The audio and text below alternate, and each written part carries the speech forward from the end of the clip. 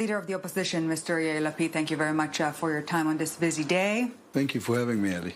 You're surging in recent polls. A good time for elections on your standpoint, no?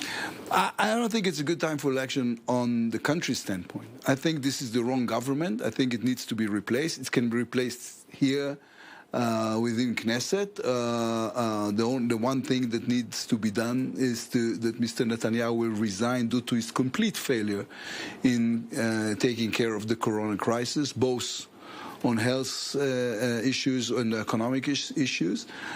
We can form a government within 48 hours with Likud, with Kahol Lavan, Israel Beitenu, Yemina, and ourselves, which will be a smaller, more effective, more efficient government. I don't think that in the midst of the crisis, election is a great idea. So you're saying that a government is, an alternative government is possible if Benjamin Netanyahu gets out of the equation? I think I'll be better off not answering hypothetical questions. As I was saying, I think it's the wrong government for the country of Israel in these times. This is a ridiculous government. 36 ministers, 16 deputy ministers, a bureaucratic monster that proved again and again in the last few months that there's no way it can take care of what the country right now needs. This is why the demonstrators are on the streets. This is why we have, just for comparison, right now in the European Union and I think also in the OECD countries, unemployment rate is around 6-point-something% average. Countries like Germany are 3.8. Here it's 21%.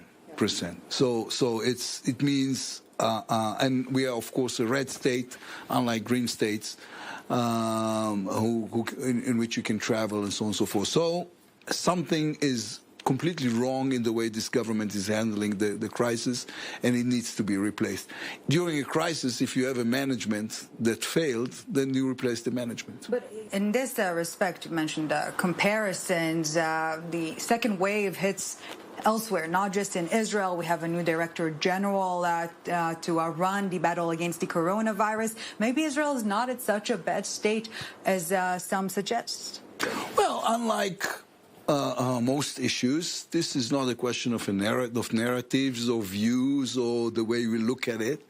The facts are there, both on health issues. There is a reason why Greece, a country similar to us in terms of weather, size, it's even bigger than us, is not a red state, and we are.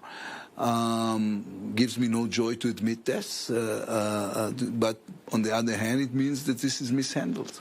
Well, you've been talking a lot about the economic ramifications of the virus, and in this respect, don't you agree with the Prime Minister's stance that a short-term budget is better suited at this point in time rather than a two-year budget, a budget that will be more flexible, that can address the economic grievances?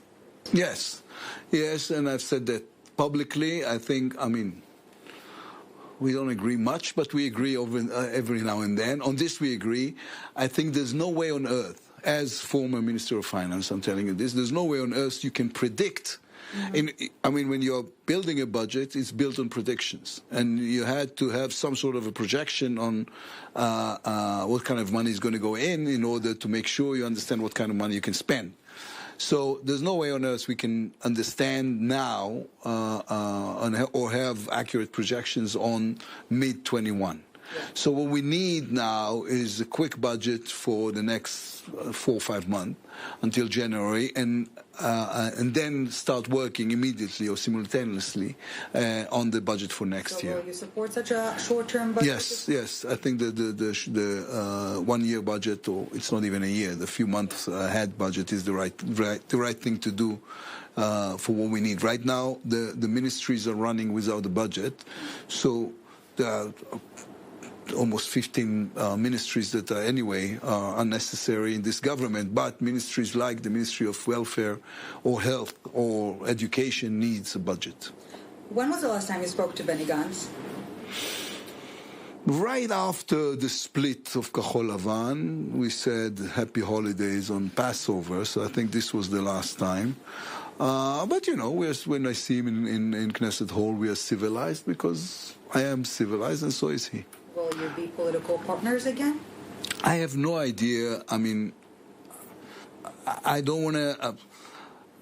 I try to work on myself, sometimes successfully and sometimes not, in order to remember all the time that politics is not the important issue, but the good of the people and their values you want to support.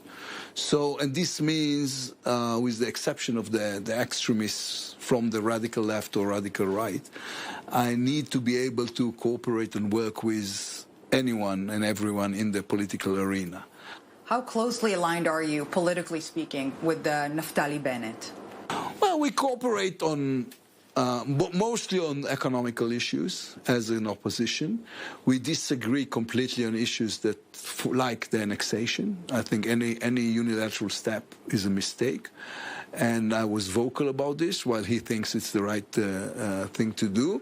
So, but aside from that, so we cooperate pretty well. We've been friends. Politically speaking, you've worked together in the past. You're political allies. Is this a comeback? Well, I don't know if it's a comeback. I work pretty well with Avigdor Lieberman as well. Mm-hmm. Part of my job as leader of the opposition is to try and synchronize all parts of the opposition in order to make them tick, and in order to make the government's life as miserable as possible, which is a mission. Well, briefly, before we move to other topics, another name of yet another former chief of staff was thrown into this boiling pot as a potential leader of the center left-wing bloc, Gadi Eisenkot. Have you spoken to him? Do you think it's a feasible option?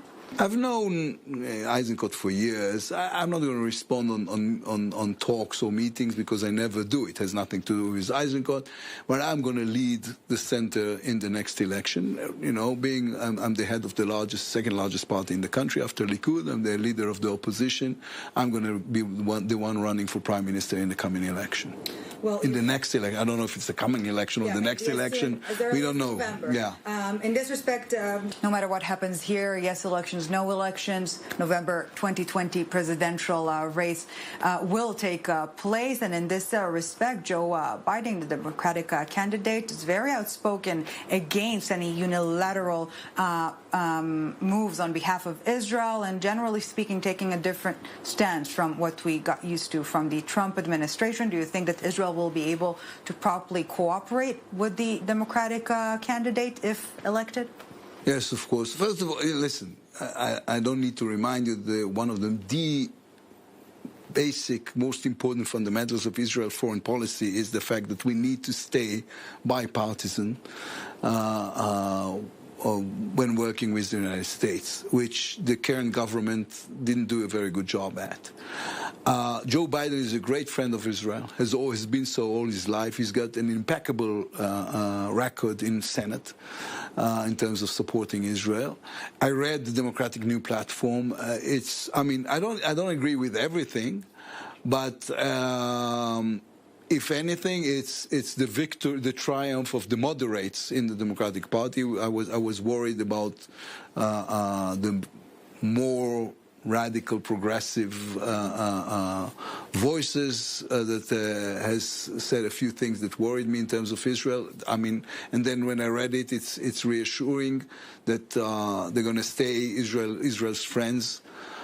So we're going to have a friendly administration, whoever wins the coming election, and it's not my place to support any side. Opposition leader, Mr. Yair Lapid, thank you very much for your time. Thank you, Ellie.